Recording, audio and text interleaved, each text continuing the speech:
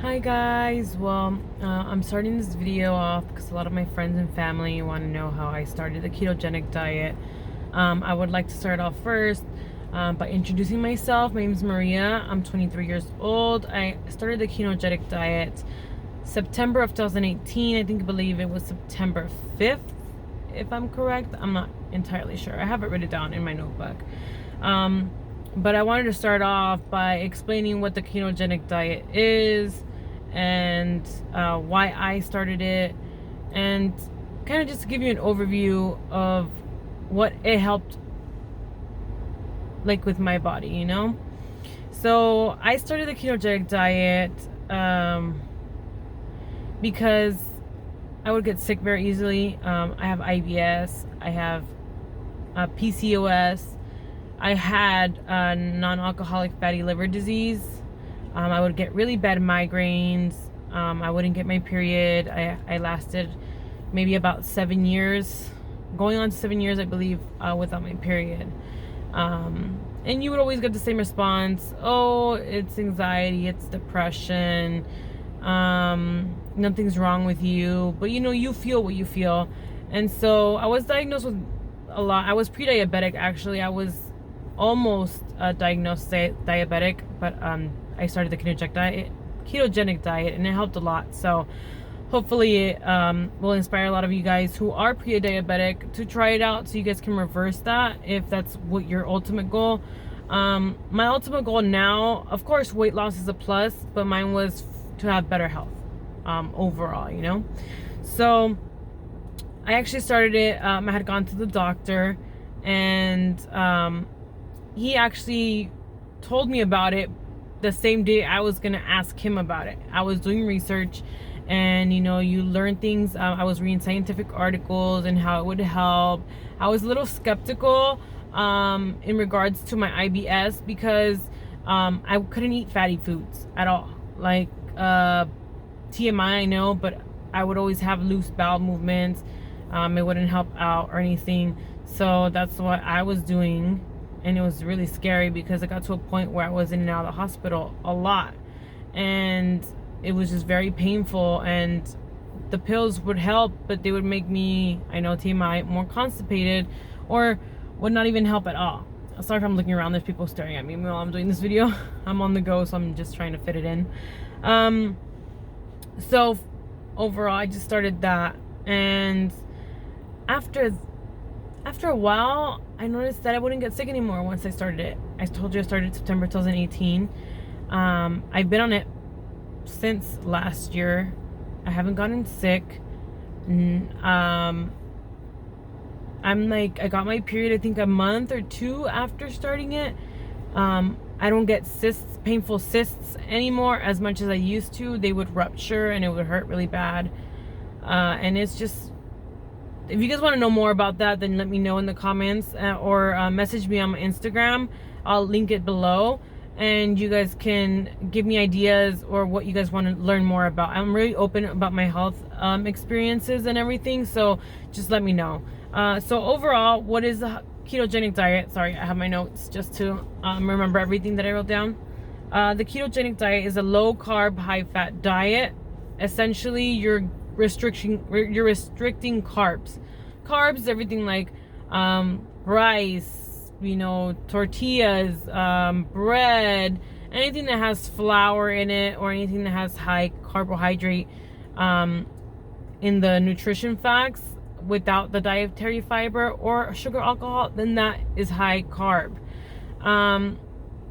So what happens when you go on the ketogenic diet is that you start depleting the carbs that are in your body and getting rid of the glucose. Okay, so once you get rid of the glucose, then you enter into a state of ketosis. So you need, in order to get rid of to use glucose as energy, you need insulin, right? So with keto, it's different.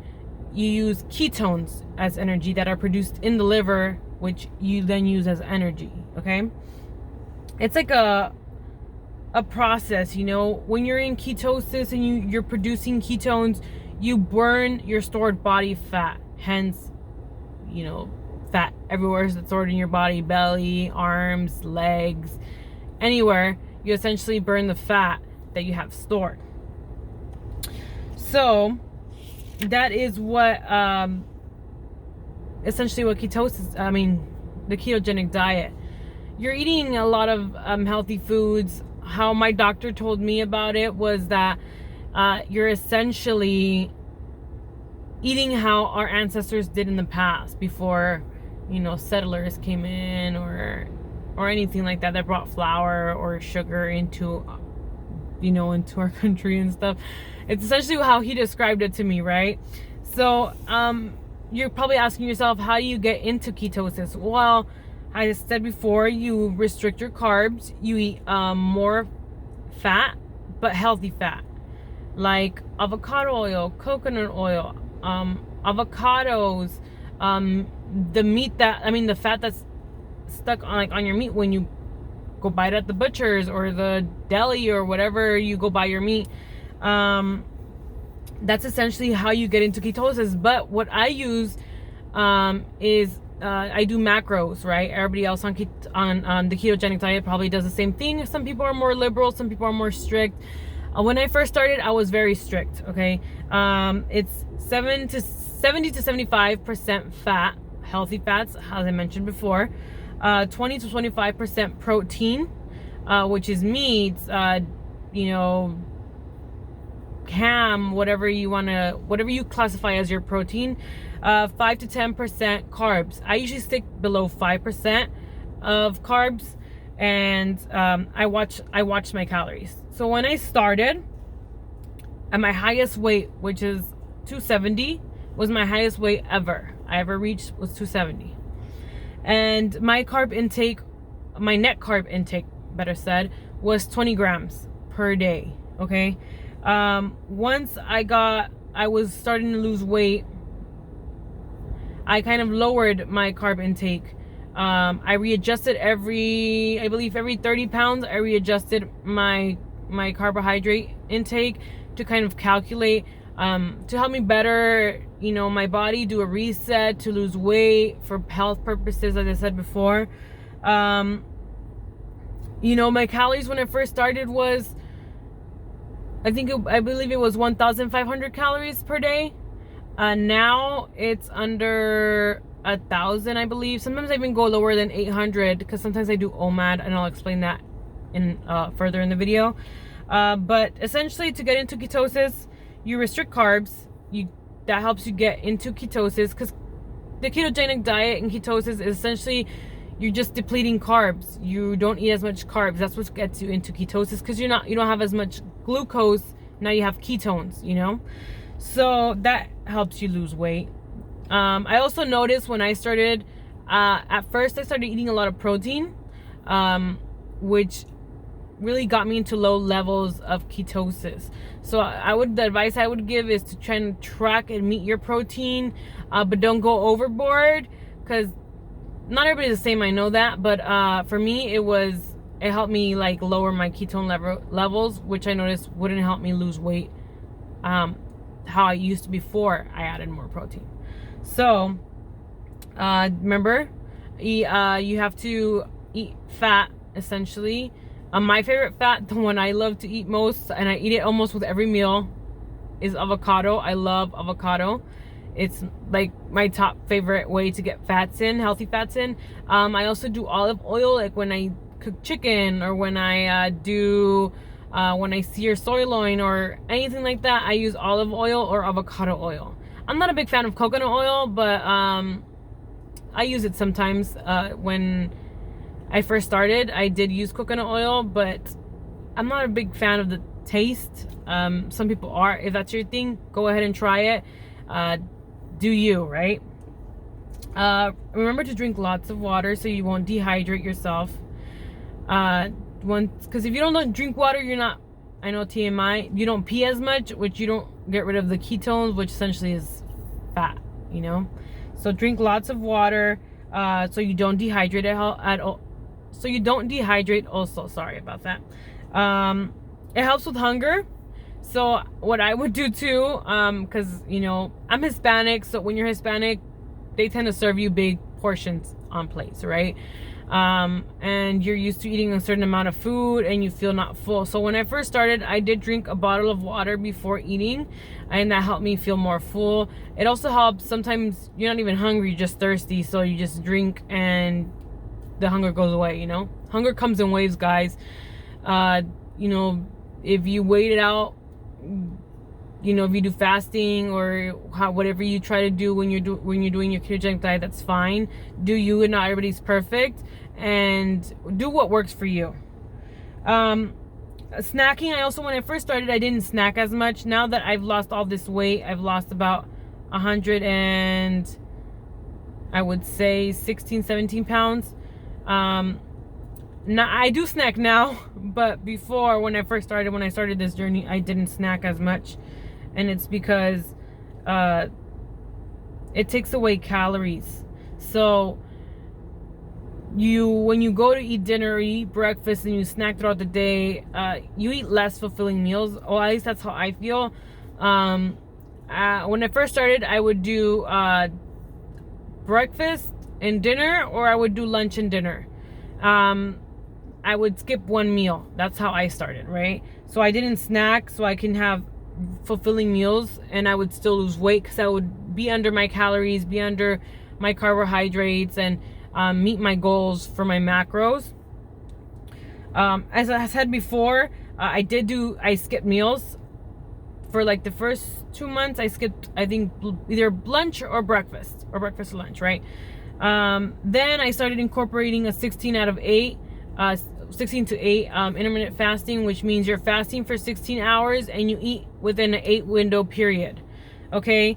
Then I did 20 to 4 hours, right? So I would fast 20 hours and then I would eat within a 4 window period, which would probably be like dinner and a snack, maybe. I would change it up. Then I did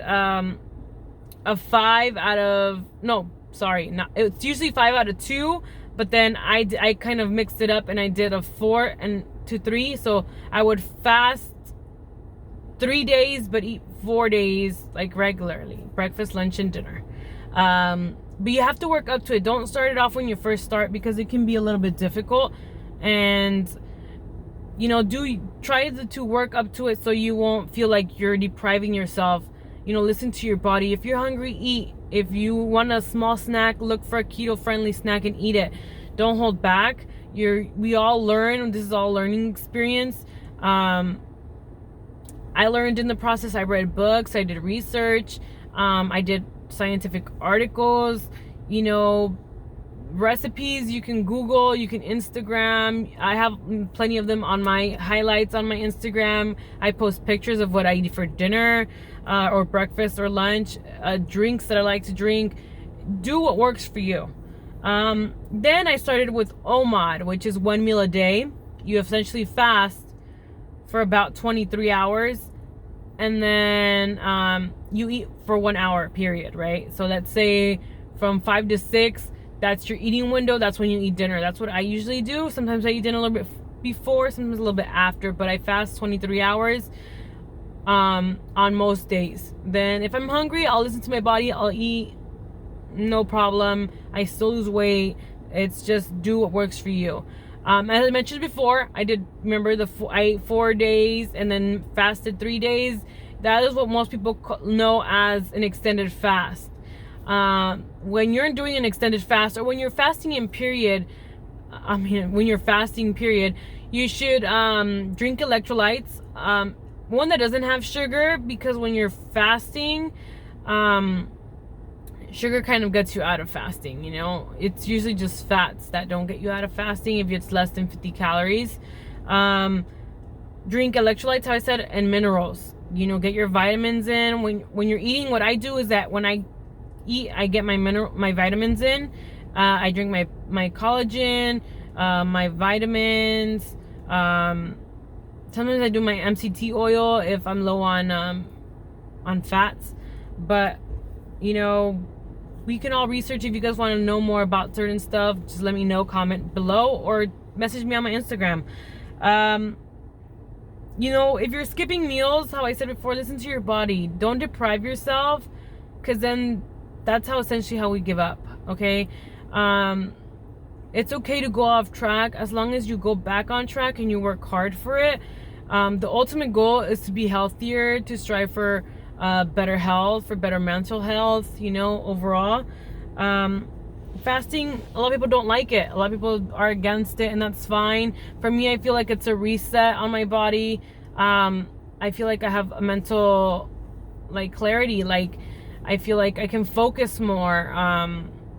I feel like I have more energy. I don't know why, it just happens. But if you don't want to fast, that's fine. You don't have to. Some of the apps that I use that maybe you guys would like to use is I use the Carb Manager. That's the one I primarily use. That's the one I like. I did try my MyFitnessPal. I did like it, but I feel like I've gotten used to the Carb Manager app. And you just input your statistics of your body, your weight, everything, and it tracks it automatically for you. You just have to choose the level of what diet you want to do. When I first started, I didn't know how to track everything, because certain things are not in the app. You have to input them manually, and that's fine. I do that. But if you don't like using apps and you want to keep everything at hand, use a notebook. Essentially, that's what I did in the first beginning. I felt like I needed to work up to the app, you know. Many you probably are asking, how do you know you're in ketosis? I never had certain symptoms when I was getting into ketosis. Certain people know they're in ketosis because their breath smells. It smells like acetone, or they pee more. That was a symptom I had. I peed a lot. You're not so hungry and you feel more focused, or you have more mental clarity, like I said before. How I track to see if I was in ketosis, I use keto sticks. You don't have to buy the brand ones. I bought the ones at CVS. They sell them for like $14.99, I believe, when I bought them. I still use them sometimes. But they just track with colors to see how deep in ketosis you are. They're not very accurate, but it kind of gives you a look into if you're in ketosis or not, which is what overall you want to strive for. Some people know they're in ketosis because of the keto flu. You feel your head hurts, you feel nauseous, tired, sluggish. You feel some people get muscle cramps because essentially you get the keto flu because you're dehydrated. Drink lots of water, guys. Put salt in your water, pink salt. Drink minerals to help you get over the keto flu. The keto flu does not last forever, guys. I didn't get it, but I had friends who did, family members who did, and it lasted for them maybe like 2 to 3 days, tops a week. And they just get over it because you drink more water, you hydrate, you know, you drink. Try to get in your veggies, your fats. Try to meet those macros to help you get over the keto flu. Get potassium if you're low on potassium, or magnesium. Drink those. Get yourself checked every once in a while, just so you know that all your vitamin and all your levels are a-okay, okay, guys? Because that's what I do. I go in, I believe it's every 2 to 3 months, sometimes before, because I have to go to regular checkups due to my illnesses. That I haven't been sick, but I like to keep up on my health. So yeah, guys, try to keep up on your electrolytes. And what I do, I like to use Go Ultima, and that has stevia in it. I know a lot of people can't drink stuff if it's not sweet. If you're one of those people, you can do those. If not, there's many different other electrolytes that don't have sugar in them, and you can just add them to water, or they're liquid in liquid form, and you can just drink them. I know they're a little bit on the more pricey side, but if you're doing this for overall health, you know, I would say do it. I didn't mind. But there are drinks like ACV drinks that you add salt, ACV water. There are different zero sugar drinks that have electrolytes, if that's your thing. How I said before, not everybody does keto perfectly. We are not perfect, so do what works for you. There are different keto types. I use a standard ketogenic diet, which is the classic keto, which is 20 to 50 grams of carbs per day. 50 is more on the side if you're very active, you're sporty, or you're an athlete. Right now I do under 13, how I said before. Sometimes I go even under 10, or sometimes I even do 0 carb week. And that's fine. Do you, right? The next one is targeted ketogenic diet, and that's you eat 25 to 50 carbs or less an hour before your workout. And that's how I said, more for athletes, people who do high physical activity.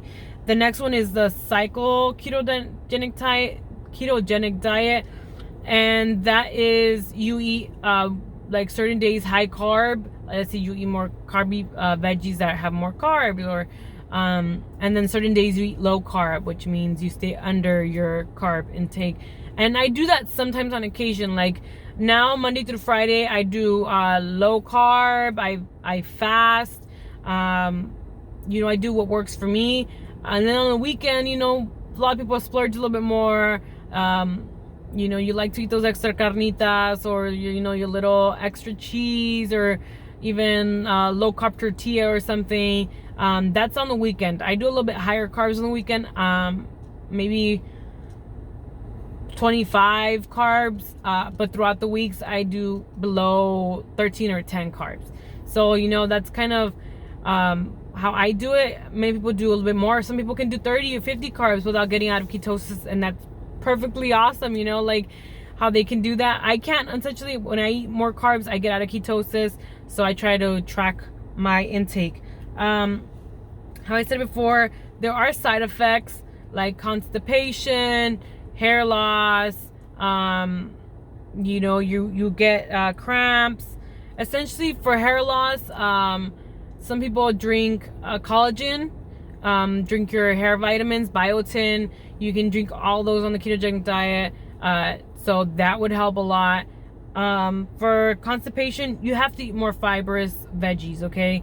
Or you can even take fibers. There's powders. I can't pronounce the name.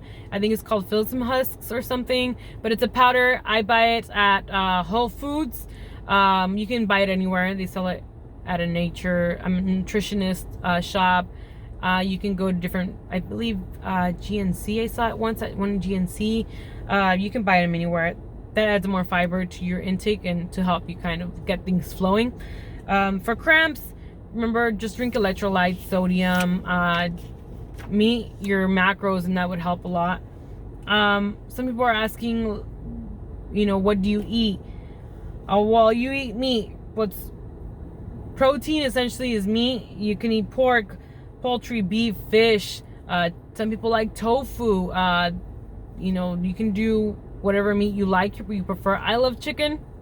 That's what I like to eat.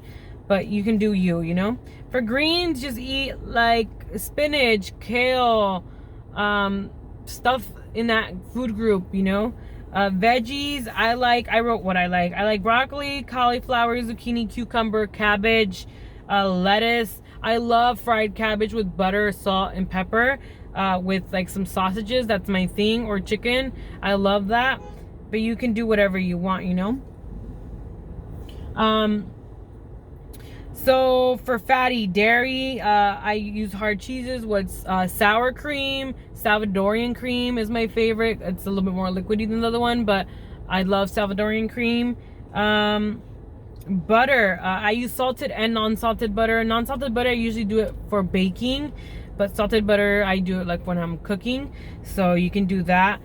You can eat nuts and seeds like almonds, macadamias, peanuts, pecans, all the ones that are lower in carbs, higher in fat.